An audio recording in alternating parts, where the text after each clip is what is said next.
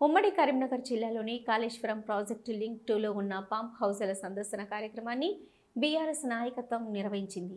ఈ సందర్శనకు మాజీ మంత్రులు కొప్పుల ఈశ్వర్, గంగుల కమలాకర్, మాజీ MP Boinapally Vinod, BRS MLC రమణతో సహా బీఆర్ఎస్ రాష్ట్ర ప్రధాన కార్యదర్శి జీవన్ రెడ్డి వెళ్లారు. మొదటగా జగిత్యాల జిల్లా వెల్గటూరు మండలం కోటి లింగాలలోని కోటేశ్వర స్వామిని దర్శించుకుని ప్రత్యేక పూజలు చేసి ఎల్లంపల్లి బ్యాక్ వాటర్ను పరిశీలించారు.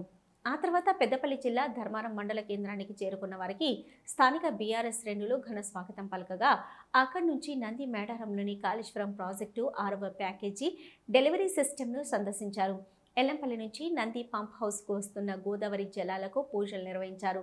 అనంతరం అక్కడి నుంచి కరీంనగర్ జిల్లా రామడుగు మండలం లక్ష్మీపూర్లోని గాయత్రి పంప్ హౌస్కు చేరుకుని డెలివరీ సిస్టమ్ వద్ద నుంచి వస్తున్న జలాలను పరిశీలించారు.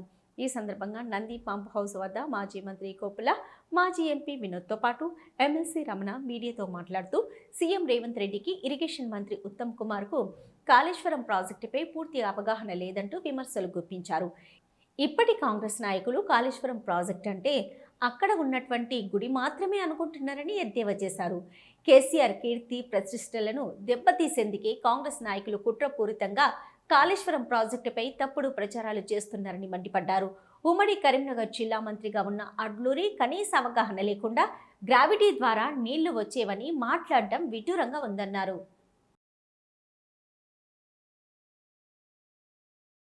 ప్రాజెక్టు ద్వారా ఆయనకు వచ్చినటువంటి కీర్తి ప్రతిష్టలను దెబ్బతీయాలని చెప్పని చిన్నపాటి పొరపాటు జరిగితే సాంకేతిక లోపం వల్ల జరిగినటువంటి దాన్ని సాగుగా చూపించి ఈ ప్రాజెక్టునే నిర్వీర్యం చేయాలని భావిస్తే అల్పపీడనం ద్వారా ఈరోజు పెద్ద ఎత్తున వరద రావడంతో ఆ నీటినంతా కూడా ఎత్తిపోసేటువంటి పరిస్థితి తప్పనిసరి పరిస్థితులలో కాంగ్రెస్ ప్రభుత్వం ఇవాళ పంపులు ఆన్ చేసింది. తెలంగాణ ప్రాంత ప్రయోజనాలే ప్రధానంగా పెంచినటువంటి బీఆర్ఎస్ పార్టీ కేసీఆర్ నాయకత్వంలో ముందుకెళ్తున్నాం, మరింత ముందుకెళ్తాం.